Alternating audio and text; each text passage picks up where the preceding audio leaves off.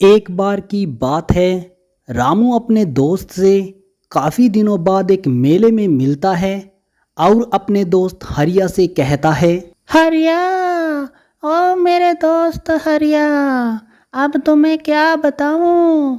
हमारे गांव में कुछ अजीबोगरीब घटनाएं हो रही हैं। यह सुनकर हरिया रामू से पूछता है। अरे अरे अरे मेरे दोस्त रामू, तुम तो ऐसी जगह पर रहते हो जहाँ पर कोई परिंदा भी पर नहीं मार सकता।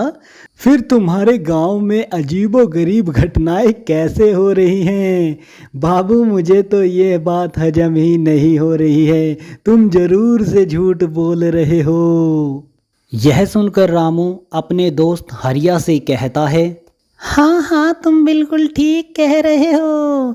वहाँ पर कोई परिंदा भी पर नहीं मार सकता। लेकिन अभी कुछ दिनों से हमारे गांव में पता नहीं क्या हो गया है। जब भी कोई घर से बाहर निकलता है, अचानक से उसकी मौत हो जाती है। यह देखने के लिए कि रामू के गांव में अचानक से मौत क्यों हो रही है, हरिया अपने दोस्त के साथ उसके गांव की ओर चल देता है। रामू हरिया को अपने घर के पास ले जाकर खड़ा कर लेता है और उससे कहता है कि ज़्यादातर मौत यहीं पर ही हो रही है। जिसके बाद उन दोनों के सामने एक डायन प्रकट होती है और उन दोनों को कहती है।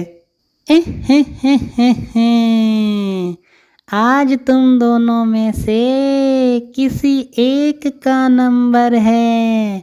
आज मैं या तो तुम्हें या फिर तुम में से एक को मार दूंगी।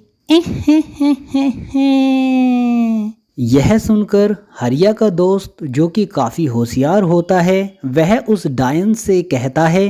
अरे अरे अरे देखिए डायन बहन, आपने कहा कि हम दोनों में से आज किसी एक का नंबर है। हम दोनों में से किसी एक का नंबर कैसे हो सकता है? क्योंकि ना तो हमें तीन पत्ती खेलने का शौक़ है और ना ही हम कोई सट्टेबाज हैं, तो हमारा तो नंबर आज नहीं आएगा। हम बस आपसे यही पूछना चाहते हैं कि आप लोगों को क्यों मार रही हैं? यह सुनकर डायन हरिया से कहती है। काफ़ी देर से देख रही हूँ हरिया, तुम काफ़ी होशियारी दिखा रहे हो। मुझे तो ऐसा लग रहा है कि सबसे पहले तुम्हारी ही मुंडी धड़ से अलग कर दूँ।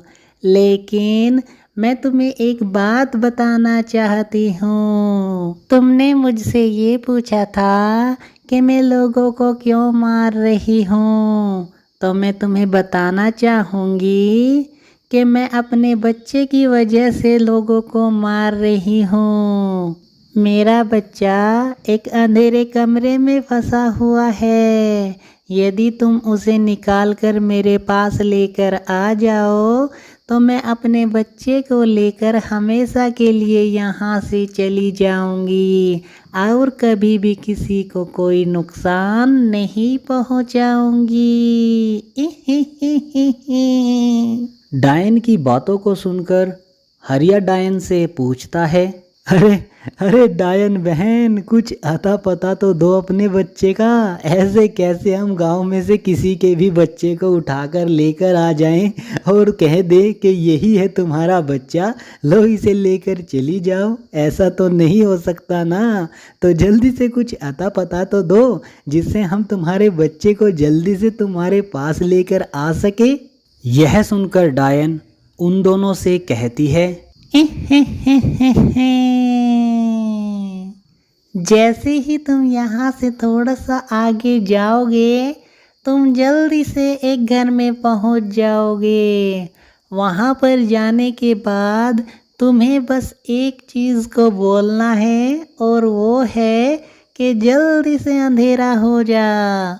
इतना कहने के बाद जैसे ही वहाँ पर अंधेरा हो जाए, तुम्हें बस ये काम कर लेना है, जिसके बाद तुम मेरे बच्चे को लेकर मेरे पास आ जाओगे। डायन की बातों को सुनने के बाद जैसे ही वे दोनों थोड़ा सा आगे चलते हैं, वे एक कमरे के अंदर चले जाते हैं। जहाँ पर जाने के बाद हरिया कहता है, अरे अरे जल्दी से अंधेरा हो जा। जैसे ही हरिया ये बात बोलता है, वहाँ पर जल्दी से अंधेरा हो जाता है। जिसके बाद डायन ने हरिया को एक मंत्र बोलने के लिए भी कहा होता है। जिसके बाद हरिया उस मंत्र को बोलता है। जैसे ही हमने बोला मंत्र हो गया अंधेरा। जल्दी से आ जाओ डायन के बच्चे, क्यों कर रहे हो सवेरा। मंत्र को बोलने के बाद वहाँ पर डायन का बच्चा प्रकट हो जाता है। जिसके बाद वे दोनों डायन के बच्चे को लेकर उसके पास आ जाते हैं और इस तरीके से डायन को उसका बच्चा मिल जाता है और वह हमेशा के लिए उनके गांव को छोड़कर चली जाती है।